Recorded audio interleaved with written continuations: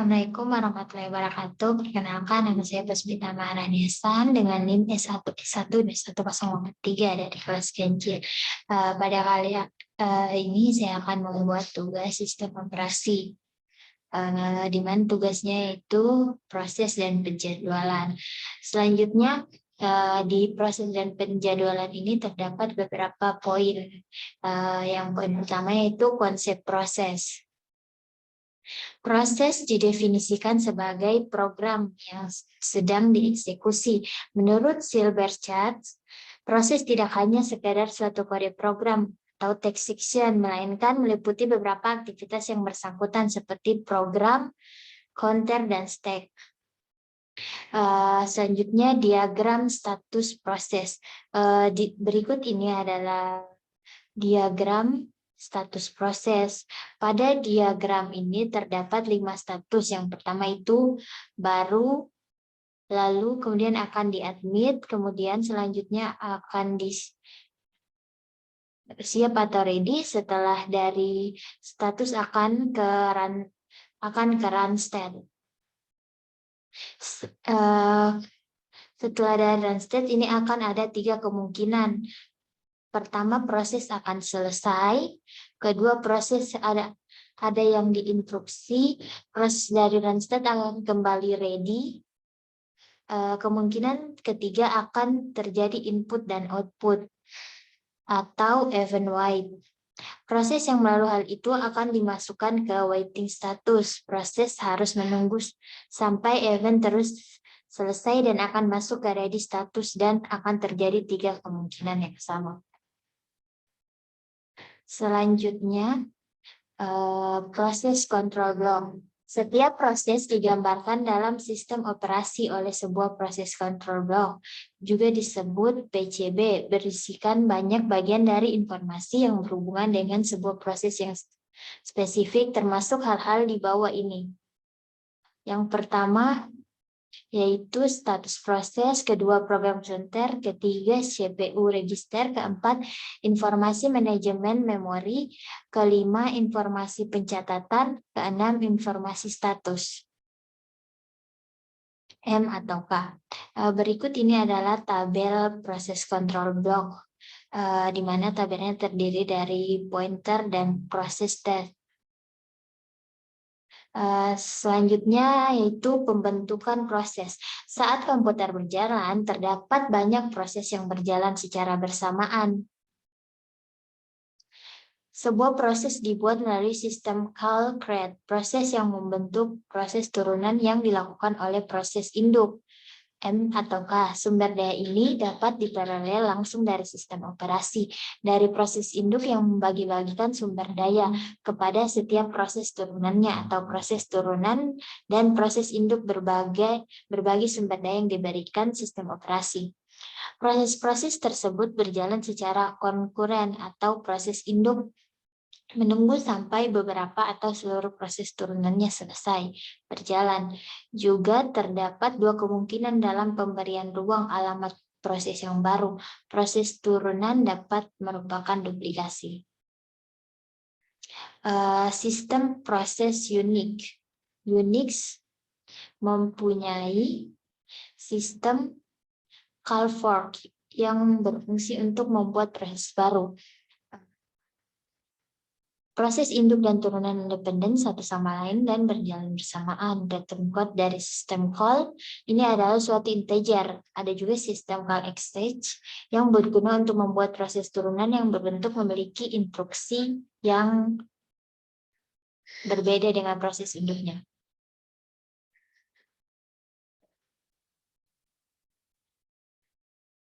Selanjutnya, terminasi proses.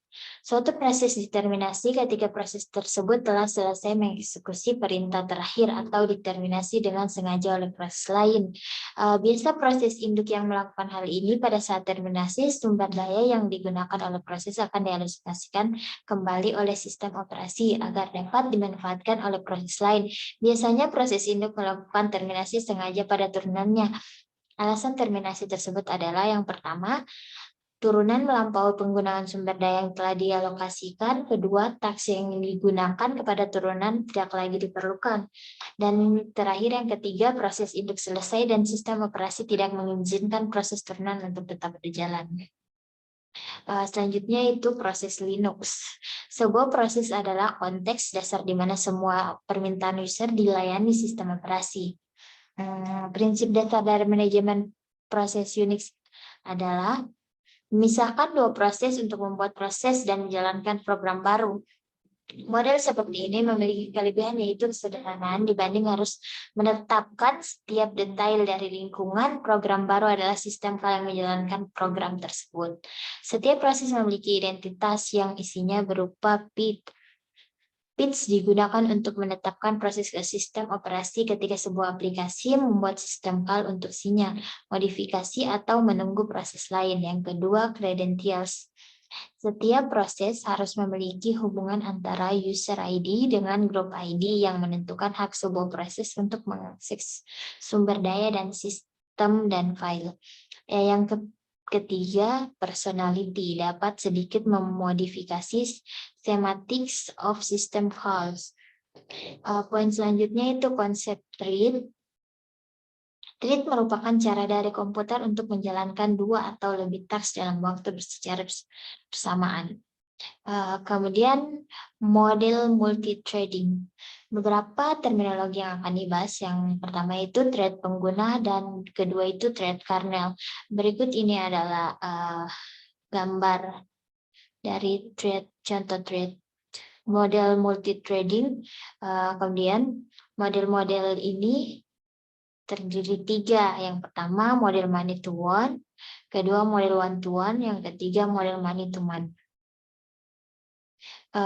Kemudian keuntungan dari multithreading itu terdapat 4. Keuntungannya itu yang pertama itu responsif, kedua berbagi sumber daya, yang ketiga ekonomis, dan keempat utilisasi arsitektur multiprosesor. Kemudian pustaka thread. Pustaka thread bertugas untuk menyediakan API untuk programmer dalam menciptakan dan memanage thread. Ada dua cara dalam mengimplementasikan pustaka thread. Yang pertama itu menyediakan API dalam level pengguna tanpa dukungan dari kernel sehingga pemanggilan fungsi tidak melalui sistem call. Yang kedua itu menyediakan API di level kernel yang didukung secara langsung oleh sistem operasi. Kemudian pembatalan thread. Dalam pembatalan thread ini, thread collection ialah pembatalan thread sebelum tugasnya selesai. Apabila sebuah thread mencari sesuatu dalam database dan menemukan serta mengembalikan hasilnya, thread sisanya akan dibatalkan. Thread yang diberhentikan biasa disebut target thread. Pemberhentian target thread dapat dilakukan dengan dua cara juga. Yang pertama itu asynchronous cancellation. Yang kedua itu deferred cancellation. Kemudian penjadwalan thread. Untuk menjadwalkan thread, sistem dengan model multithreading many to many atau many to one menggunakan yang pertama proses consistent scope. Pustaka thread menjadwalkan thread pengguna untuk berjalan pada LWP atau lightweight proses yang tersedia. Yang kedua, sistem context scope. SCS berfungsi untuk memilih satu dari banyak thread, kemudian menjalankan ke satu thread tertentu atau CPU atau kernel. Kemudian thread pulse. Keuntungan thread pulse adalah biasa lebih cepat untuk melayani permintaan dengan thread yang dibandingkan menunggu thread baru dibuat.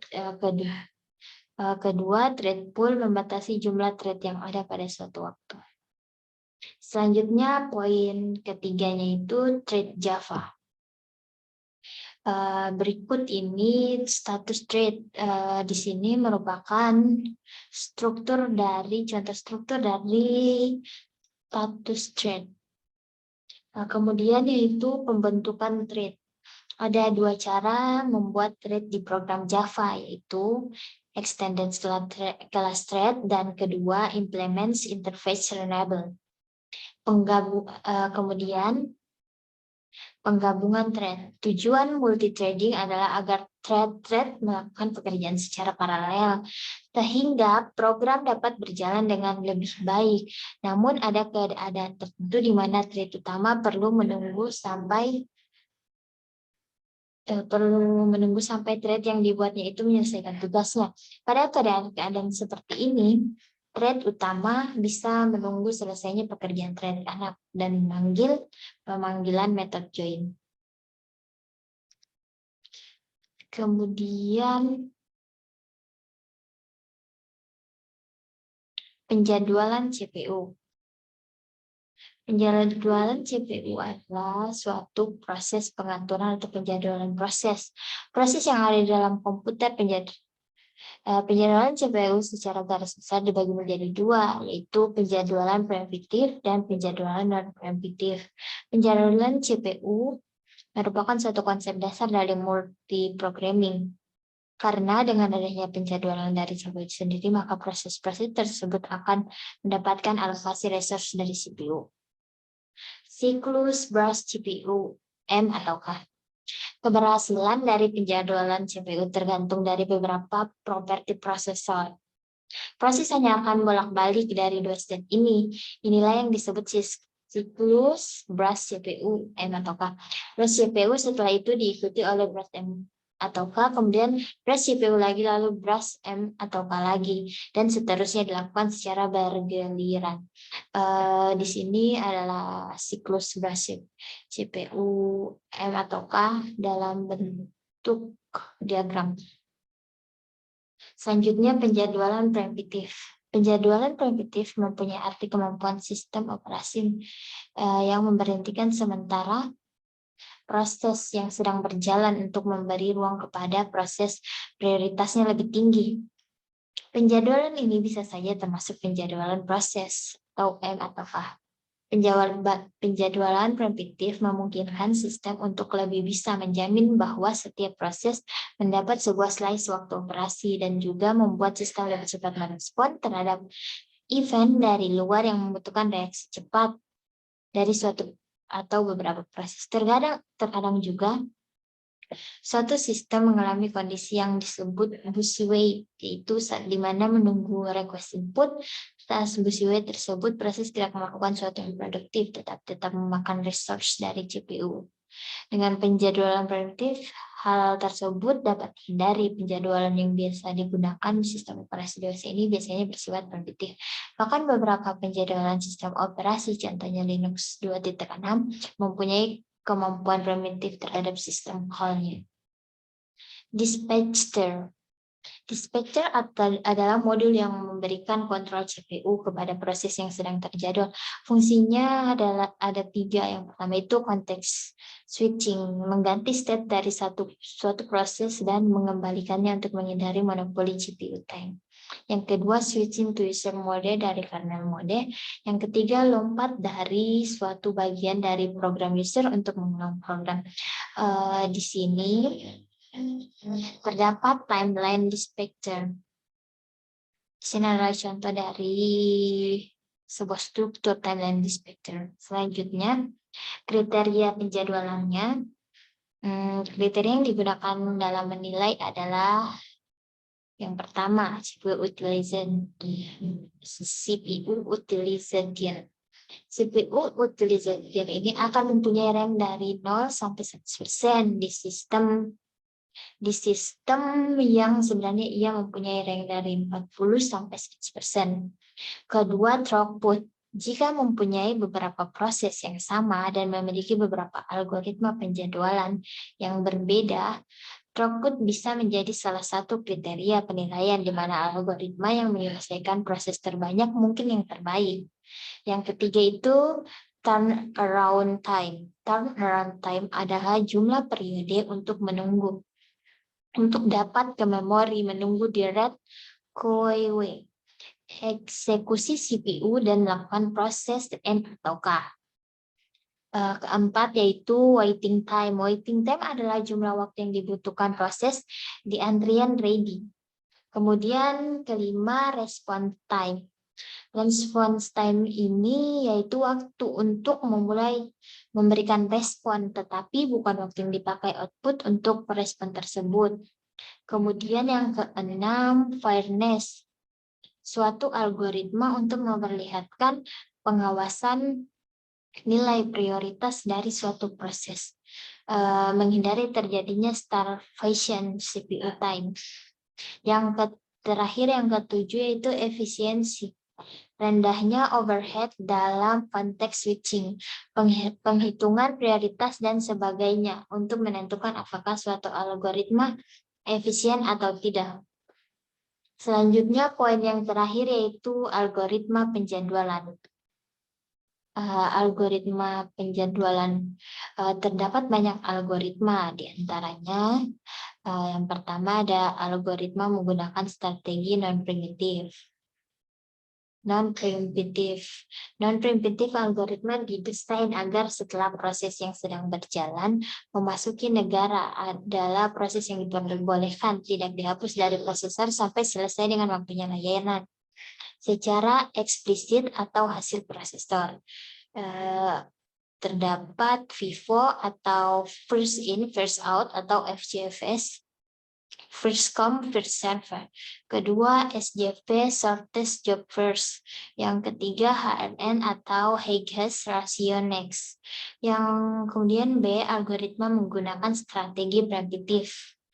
Preemptif mempunyai arti kemampuan sistem operasi yang memberhentikan sementara proses yang sedang berjalan untuk memberi ruang kepada proses yang prioritasnya lebih tinggi.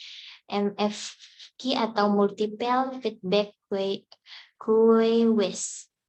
Kemudian yang ada terdapat contohnya yaitu RR atau round robin.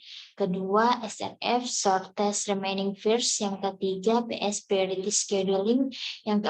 Dan terakhir yang keempat itu GS, granted scheduling. Kemudian priority scheduling. Prioritas biasanya menyangkut masalah waktu, memori yang dibutuhkan, banyaknya file yang boleh dibuka, dan perbandingan antara rata-rata I atau O burst dengan rata-rata CPU burst. Priority scheduling bersifat primitif atau non-primitif. Jika ada proses P1 yang datang pada saat PO sedang berjalan, maka akan dilihat prioritas P1. Seandainya prioritas P1 lebih besar dibanding dengan prioritas PO, maka pada non-primitif algoritma tetap akan menyelesaikan PO sampai habis CPU burst-nya dan meletakkan P1 pada posisi head queue. Sedangkan pada primitif PO akan dihentikan dahulu dan CPU dialokasikan untuk P1. Priority scheduling. Di sini terdapat dari contoh priority scheduling. Contohnya itu ada 5 proses. Contoh soalnya itu ada 5 proses, P1, P2, P3, P4, dan P5. Di sini terdiri dari proses, burst time, dan prioritas. Proses P1 dengan burst time full dan prioritas 3. Proses P2 dengan burst time 1, prioritas 1. P3 burst time 2 dengan prioritas 3. Proses P4 burst time 1, prioritas 4. Proses P5 burst time 5, prioritas 5. Kemudian di sini dengan Gantt chart-nya P2, P5, P1, P3, P4. P2 0, P5 1, P1 6, P3 16, P4 18, dan 19. Di sini kita akan mencari rata-rata waiting time rata-ratanya yaitu dengan 0 tambah 1 tambah 6 tambah 16 tambah 18 bagi 5. 41 bagi 5 sama dengan 8,2 ms. Jadi waiting time rata-ratanya itu 8,2. Selanjutnya T time-nya. Kita mencari T time. Dijumlahkan dengan 1 tambah 6 tambah 16 tambah 18 tambah 19 per 5. Kemudian 6 jumlahnya dijumlahkan dan 60 per 5. Dengan hasilnya 60 bagi 5 yaitu 12. Jadi hasil dari T time-nya itu 12. Berikut ini saja contoh soal yang saya dapat jelaskan dari priority scheduling. Itu saja yang saya dapat jelaskan dari materi proses dan penjadwalan. Lebih dan kurangnya mohon dimaafkan. Billahi taufiq wal hidayah. Wassalamualaikum warahmatullahi wabarakatuh.